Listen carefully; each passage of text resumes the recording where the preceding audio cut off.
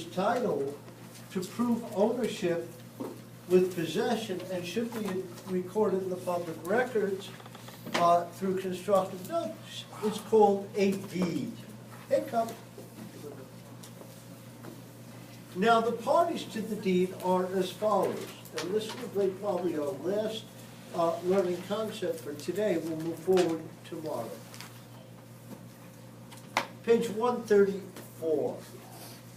Transfer, look at deed itself. Transferring title, transfer or conveying ownership from one party to another, we've discussed before, is alienation of title. The normal course of event is accomplished by executing a document called a deed. Now, there are two parties to a deed, a grantor, which is the party conveying ownership, and a grantee, the party who is receiving ownership. A deed must meet the following requirements to be valid, and these are as follows. Again, you've got the two. Now, the grantor has to be of legal age over 18, competent, and sane and sober at the time of the transfer of rights. The deed also is required to be valid to be witnessed by two parties. Now, there is no requirement in law, and be aware of this, that a deed has to be acknowledged or notarized by an officer of the court.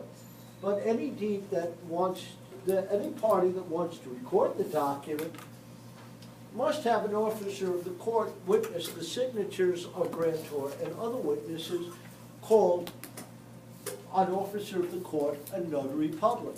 So the notary is only required to get a document recorded in the public records, where a transfer of rights between two parties need not be notarized nor recorded. That's actual notice. Now, here's the key, and this is your little quiz question for Sunday.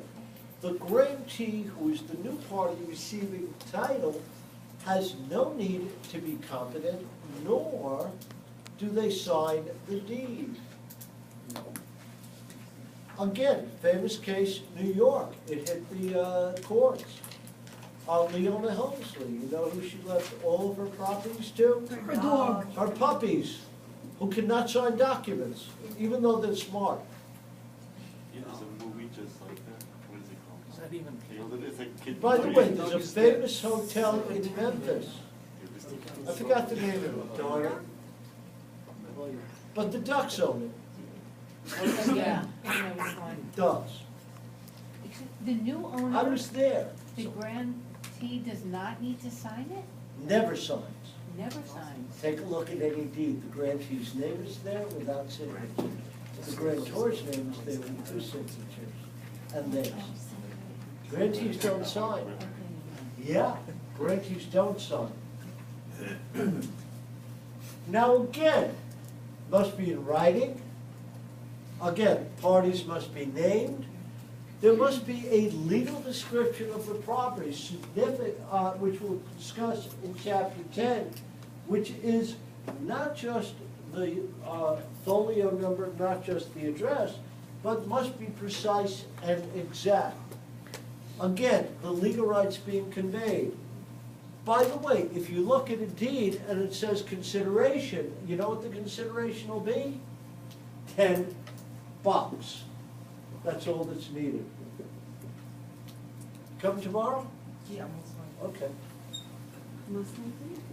Again, signature of grantor and two witnesses, and a voluntary delivery of the document by the grantor, a voluntary acceptance by the grantee or grantee. And again, only acknowledged by an officer of the court, which is a notary, if being recorded, which is the best type of notice, constructive notice. By the way, that'll knock us off because I want to get into clauses later.